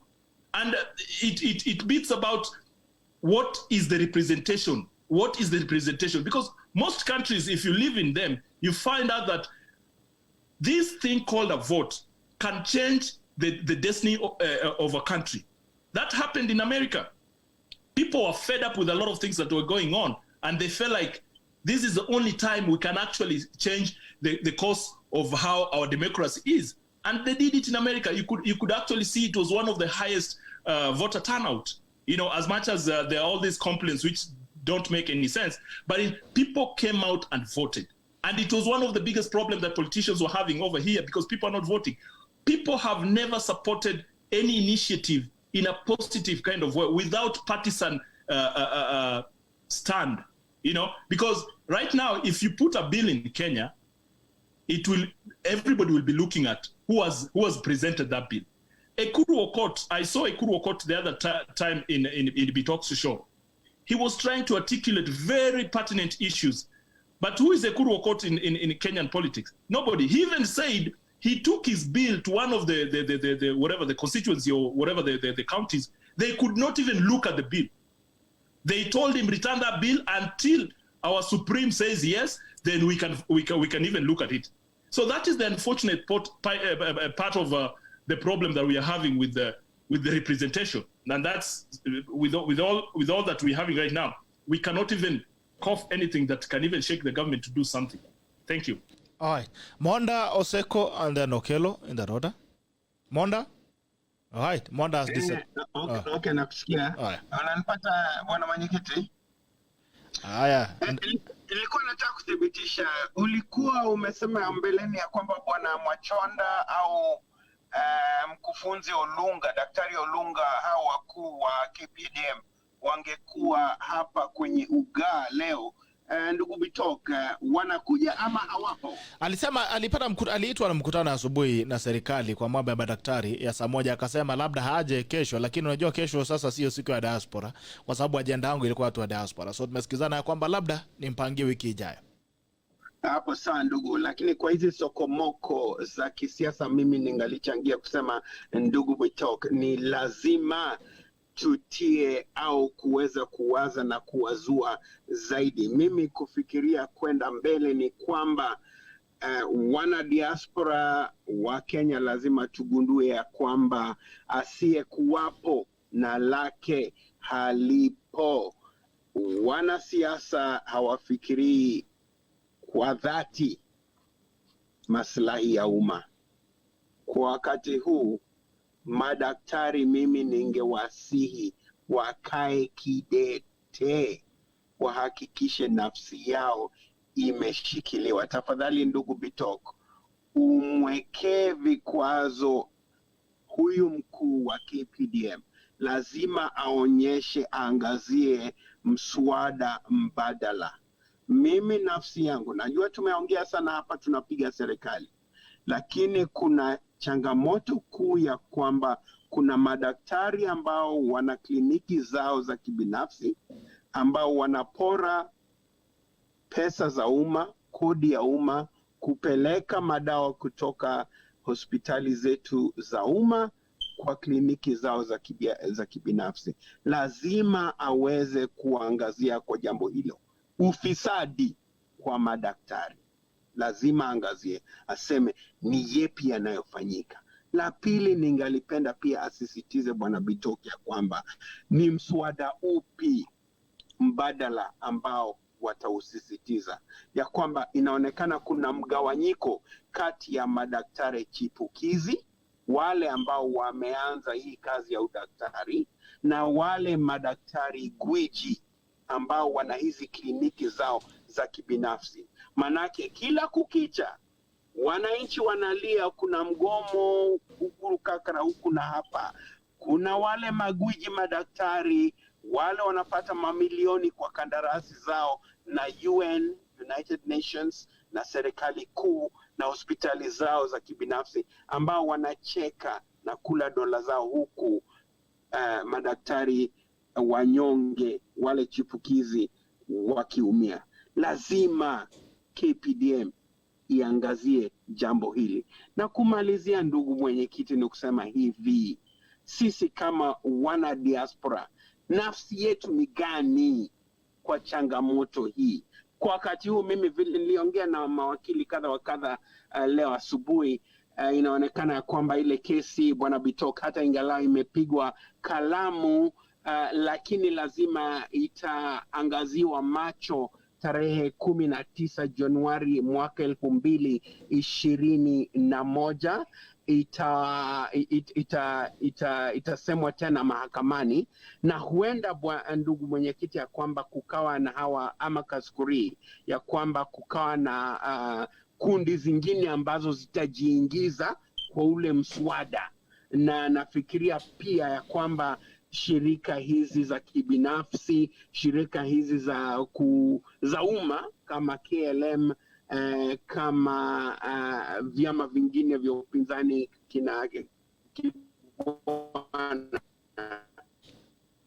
nafikiria watatumia mahakama kisha kwa. Haya, asante sana Bwana Monda. Naona Oseko alafu kwa hiyo Oseko Okelo, alafu naona pia kuna jamaa anaitwa naona Oseko alafu Okelo alafu Isaac Lagat alafu Wilfred alafu GLC. Kwa hiyo kwa huo mpangilio, tafadhali tuanze na Oseko vipi? All right. Your thoughts, yes. Can you hear me? Yes, sir. Can you hear me? Thank you very much. I wish to take this opportunity to convey my heartfelt condolences to the family of the late Dr. Mugusu. It is very unfortunate that his body still lying in the morgue and there is no wale ambao ni viongozi wa madaktari saa hii wanalia pamoja na sisi wananchi wa kawaida. There is the aspect of them being proactive, kwa sababu wao wenyewe ndio madaktari na huyu ambaye ameaga ni daktari mwenzao, na wao wenyewe ndio walistahili kutibu huyu mwenzao. Sasa ni kinaya kwamba wakati huu wao ambao walistahili kutibu mwenzao ndio wanalia pamoja na sisi ambao sisi si madaktari.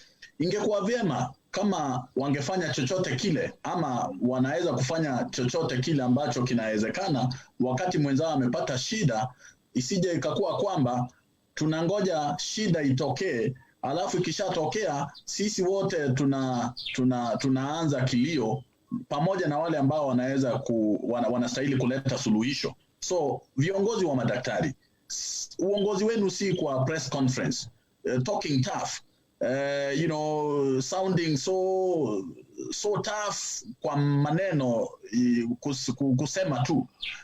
Inatakiwa pia nyinyi muwe na vile wanastahili wao pia wawe vile wanafanya mambo yao, angalau waweze kuokoa maisha.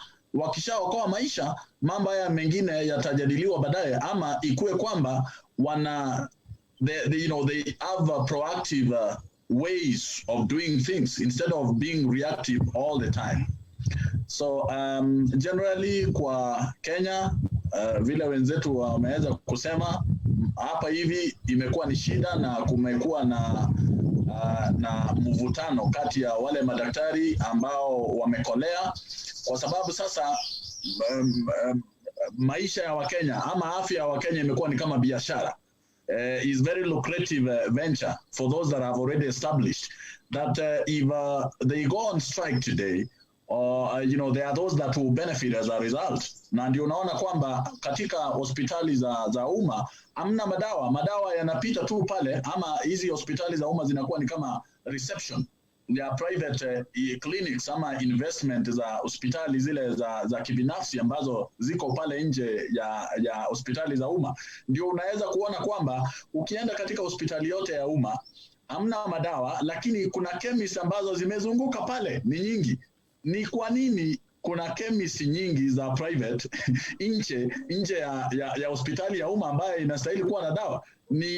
Hiyo ni taswira kwamba hawa wamejiposition kufanya biashara. Kwa hivyo ile hospitali ya umma na wale ambao wanafanya kazi pale ni wanatumia ile hospitali za umma kama reception. Ukifika pale unanunua kitabu, ukishanunua kitabu unaandikiwa majina yako na mahali unatoka, kijiji na chief yako, unanyoshewa kidole, unaambiwa enda kwa kliniki fulani, pale ndio kuna dawa. So hospitali zetu zimekuwa tu reception, ni kununua kitabu na kuandikiwa majina yako na kuambiwa enda kwa daktari fulani, enda ukapimwe. Hizi mashini zetu hazifanye na mambo kama hayo. Kwa hivyo masuala ya afya katika nchi yetu yanafaa kuangaziwa kwa kina, na madaktari wenyewe mimi ningependa blame. Nimeweza kuona uongozi wa madaktari kwa press conference, lakini mambo ambayo yanahusika na kuleta suluhisho kabla shida haijatokezea sioni sana. Nashukuru. Haya basi. Okelo kwa hiyo nini, alafu kuna Isaac Lagat, alafu Wilfred, alafu kuna jamaa anaita GLC hapa, alafu tukirudi tunafanya final remarks. Okelo, vipi? Asante sana. Hayo maneno yote sijui niongee kwa Kizungu ama Kiswahili. Ni sawa. You can speak in any language please. Kwa ameongea maneno muhimu sana, na ni kweli kabisa. Hii maneno inaenda mbali sana. Kwa sasa tunaiangalia juu, lakini shida ile ambayo tuko nayo ni kama kuna kidonda na uangalii hii kidonda ilianzia wapi. Kwa hiyo unapata Wakenya wengi wanahangaika. Wakenya wanahangaika, si Kenya peke yake, hata huku diaspora Wakenya wanahangaika kabisa. Na unapata watu wa kutoka nchi zingine wamejiorganize. Unajua Wakenya sisi hivi ndio vile nilikuwa nasema mwanzoni, culture yetu vile tumejikuza tangu utotoni, ni hawa ni Wakisii, hawa ni Wajaluo, hawa ni Wakikuyu. Sasa unapata watu hakuna trust kati ya Wakenya hata huku diaspora. Sasa unapata hata kwa leadership hakuna hiyo trust. Unapata hata kati ya hao madaktari hakuna trust. Kwa hiyo ni uchungu sana ukiona kijana mdogo kama huyu daktari ambaye alifariki, ambaye ana miaka 28, akaacha mtoto wa miezi 5. Ni uchungu kabisa. Sasa unapata serikali yetu haijali maslahi ya wananchi, na wananchi wamezoea pia kuacha serikali ifanye tu kazi yake na wapigie serikali makofi. Wakati ya kura ikifika pia wanafanya nini? Wanapiga tu kura mahali wameambiwa wapige kura. Hawatumii ile akili yao na ile kitu ambayo waliona ilifanyika miaka 5 ambazo zimepita. Wanaamua tu ya kwamba nimeambiwa nipigie nani kura, kwa hivyo nitampigia. Tukiangalia hii maneno ya hii court case na hii mambo ya BBI, na ukiunganisha hii yote na hii mambo ya coronavirus pandemic, tunaenda kuumia kabisa. Hata hii ekonomi yetu maliko sahii bado watu wanacheka. Tunaenda kama Amerika ndio wanalia sahii, wanaangalia njia ya kuokoa ekonomi yao. Sisi bado tunaongea kuhusu BBI, tunaongea kuhusu shida inakuja hapa mbele na raia watatokea kwa street na kutakuwa na shida ile serikali haijawahi ona. Kwa hiyo hii kelele inaanza sahii, watu inafaa waanze kuamka na watu inafaa wafikirie ni Kenya gani ambayo tunataka. Ningependa kusema pia kwamba Kenya Diaspora Alliance, nilikuwa naongea na moja kati ya viongozi wa hiyo organization, alikuwa ananiambia wao pia wanataka kujiunga na huyo mtu ambaye aliweka hiyo kesi kotini ambaye ilikataliwa. Kwa hiyo kuna watu wengi ambao pia tunajuana na wao ambao wanania ya kuhakikisha kwamba sauti ya watu wa diaspora inasikika kule nyumbani, sana sana ikikuja kwa hii mambo ya BBI, kwa sababu unapata watu wa diaspora ni kama sisi tulisaulika, lakini inatakikana kukuwe na hata MP wa diaspora. Vile wanaongeza kukuwe na MP zaidi, inatakikana diaspora ikuwe represented, ndio maneno za diaspora zikuwe pia discussed kule nyumbani vilivyo. Asante sana. Isaac Lagat, then Wilfred, please. Isaac Lagat, are you still there? If we've lost Isaac Lagat, I am. All right, please contribute. Thank you so much. Good to see you. You just came in late today. Yes, I did. All right. Very quickly. But we have only 10 minutes. I've been listening, and thank you so much for giving us this forum once again. And I want to touch on two issues. Like I said, last Kobe was alluding to that. We are channeling in a lot of money into Kenya. This year alone, up to November, we had remitted $2.9 billion. It's more than the Eurobond. The third Eurobond was $2.1 billion. If we can organize ourselves to be able to actually do these remittances in a different way, we can actually have a big say in our country. And I think even we are not remitting actually, we are remitting just a little bit of our money. But if it was actually in a structured way, where it could be a bond, it could be an infrastructure bond, people would even put in more money.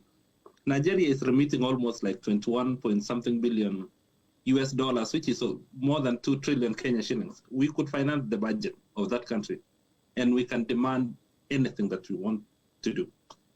Now, talking about the issue of the doctors and nurses in the healthcare, I am one of them here, and I am COVID is kind of different. The way it's cut these countries, even the United States, how they handle it. We are not doing even well here. But that doesn't give a country like ours to not to take care of their doctors and nurses and all that. You know, when you're not given PPEs when you're going to treat a COVID patient, ni kama askari ametumwa northeastern kufight na Al-Shabaab bila bunduki na risasi. You can see how that is going to happen. So we need to take care of them, provide the basics, so that by the time you actually provide these allowances, they've been taken care of, their salaries paid on time, and then allowances won't be a big problem to deal with. All right. Right now, we are dealing with a young clinician in Nandi County. He died. He went to, actually, he got COVID. He went to a hospital. His bill is 1.7 million Kenya shillings. He doesn't have any cover. They cannot release the body for burial. The young guy just got married not so long ago. So you see some of these things that are happening, and you sympathize with our people and what's going on. I think there's a bigger thing that we need to look into, not necessarily for the problem that we have right now, but something that can last us for a long time, even past the COVID. These doctors and nurses and basically all civil servants can be taken care of without, people pocketing the money and doing other things that they are not supposed to be doing. All right. Thank you so much. Thank you. Wilfred, are you there? And then I'm also seeing GLC. GLC now. Wilfred. Yeah, good morning, Gerard. How are you, sir?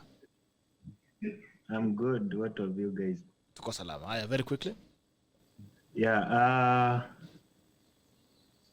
I think ni kote duniani hii maneno ya pandemic imepata kuathiri maisha ya watu, sio Kenya peke yake. And the reality is that our country, in terms of communication, the government have really done poorly. And as for the incident of this young guy, I heard Mutua the other day. He was saying that his doctors have been covered well in terms of PPE and other things. So I don't know where the lapses was. I mean, there is no clear communication that is coming from that side, even the government itself.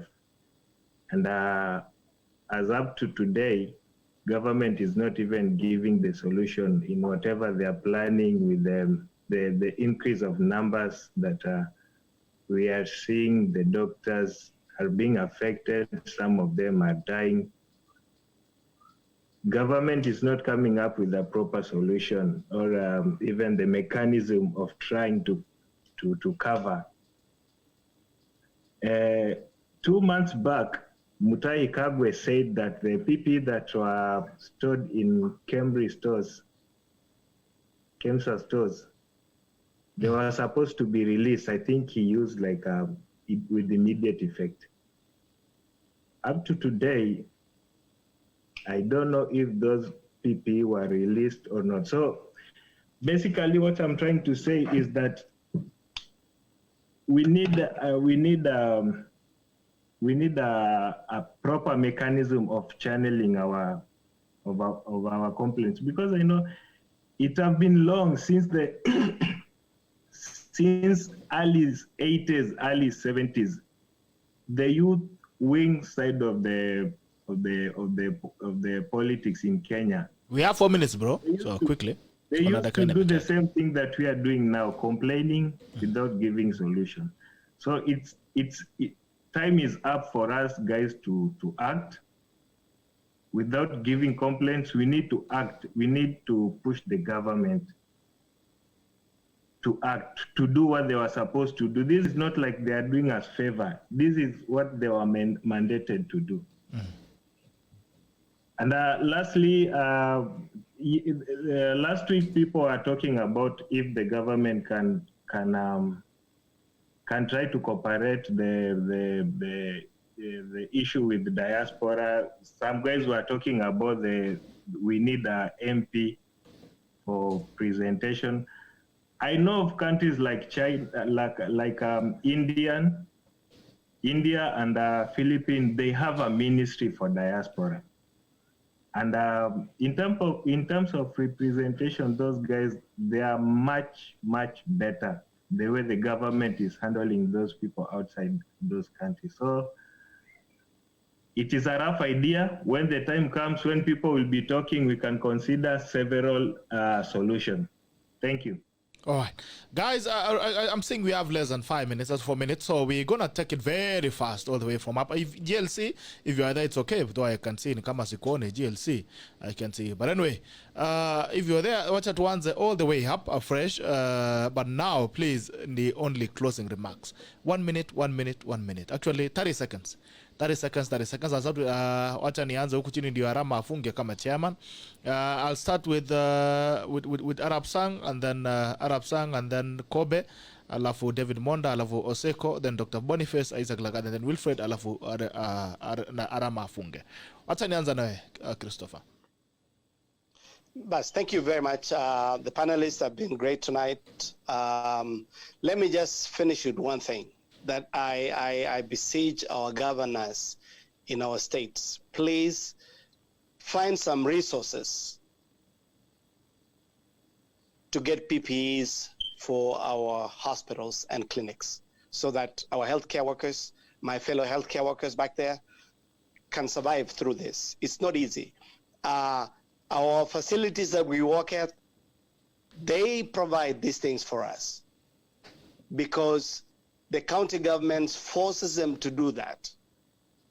But you as a county government, you have the resources and you divert it to other things, meaningless things when we have a pandemic. Please put the resources, especially in Nandi County, is what I want to address my county. Please put the resources in Kapsabet District Hospital or Referral Hospital so that our healthcare workers can survive through this. Thank you very much. All right, Kobe. Thank you very much. I will take the shortest time possible. Mimi, I would just want to address our government. These things that are happening, you don't need a thesis to actually unravel what is happening. This is just common sense. So it's so unfortunate that if you look at Baringo County, those hospitals that are being led there, people who are leading those sub-hospitals are people who have not even seen the four corners of a classroom in terms of the medical field. And so that is quite unfortunate. Just because you are a son or a cousin or a relative of one of the cronies in the county government does not mean that you can lead anything. So the problem that we're having with a place like Baringo County is misplacement of personnel. People who don't know what they're supposed to do are placed in sectors that they're not supposed to be. That is misplacement of resources vis-a-vis replacement of personnel. So Kenya, as a government, there are things that you will need experts, but in terms of even providing PPEs, do you need somebody who has gone to school to even tell you that the hospital needs PPEs? That is just common sense. Please, let us make common be common, but let us not make common be uncommon. Thank you. All right. Monda? Mimi bwana mwenyekiti, ningalisema kumalizia ni ya kwamba ukienda vitani lazima ujihami barabara. Ya mwisho kumalizia ni kusema ya kwamba kuwinda ndovu kwa gobori ni kutafuta hatari.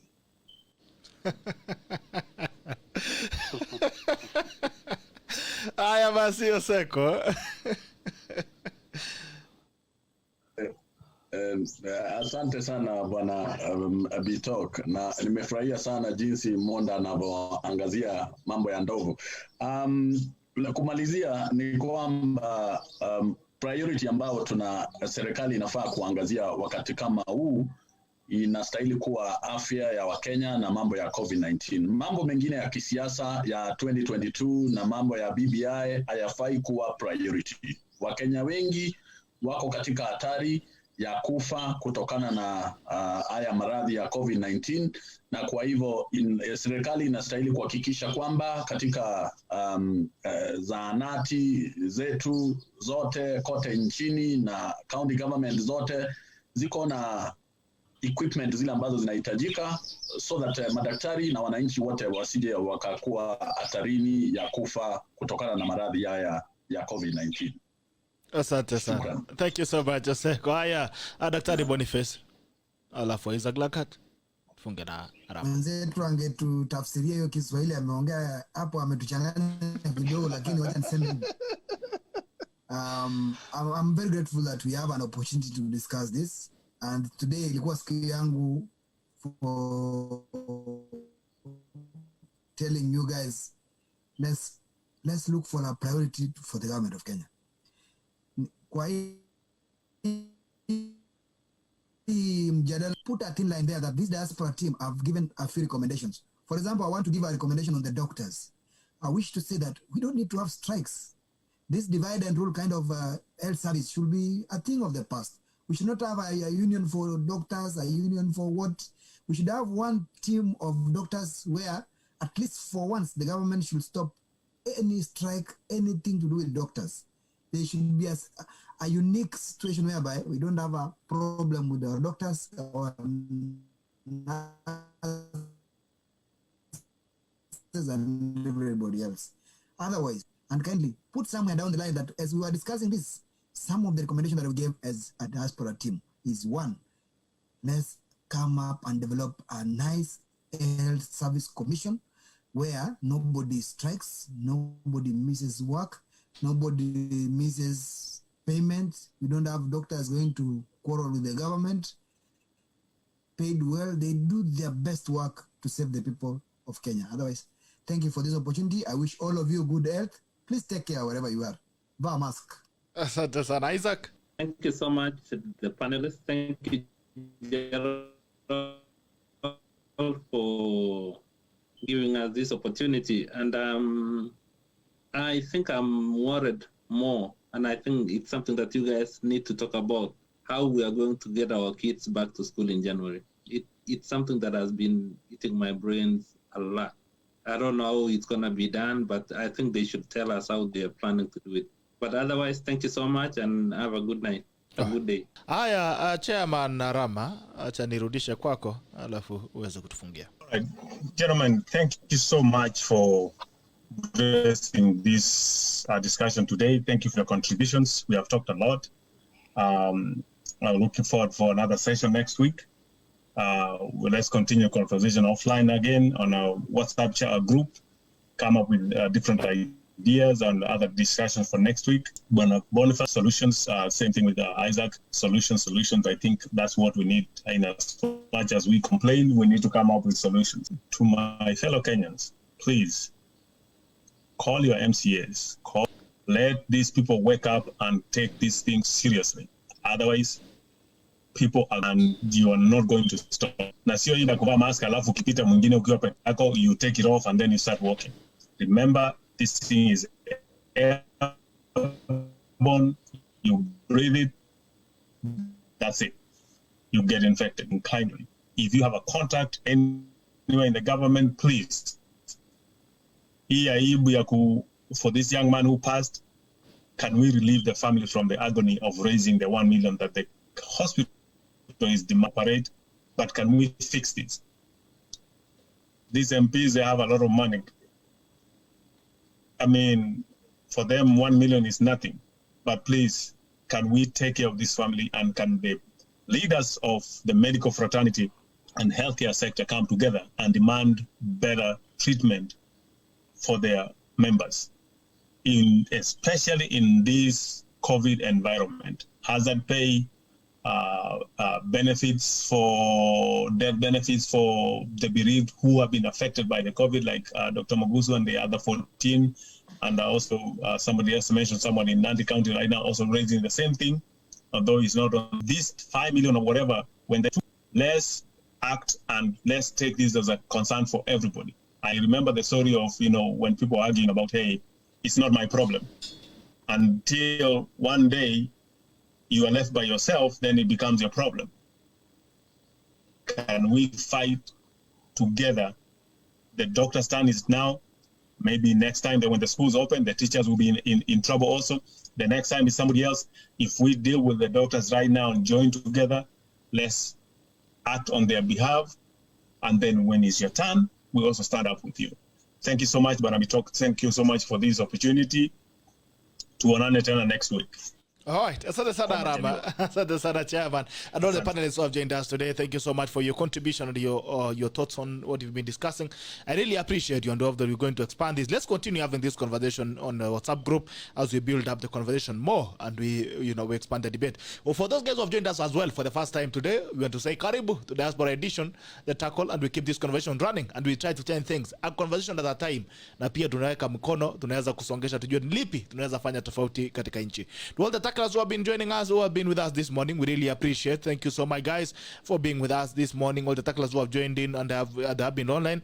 We are going to see you again tomorrow. Tomorrow tuko na sheria wiki. Barak Muluka will join us. Ekuru Okot will also be in, and Steve Ogola tuweze kuangalia yale mambo ya meza kutukia kwenye wiki. Every happening that happened in the week, we review again tomorrow on sheria wiki. Barak Muluka, Dr. Ekuru Okot, and Steve Ogola. Tunaweza kupatana kesho. This is a tackle, and the tackle ends now. See you again tomorrow. To the panels on Zoom. Bye-bye, guys. We love you. Take care. Bye-bye.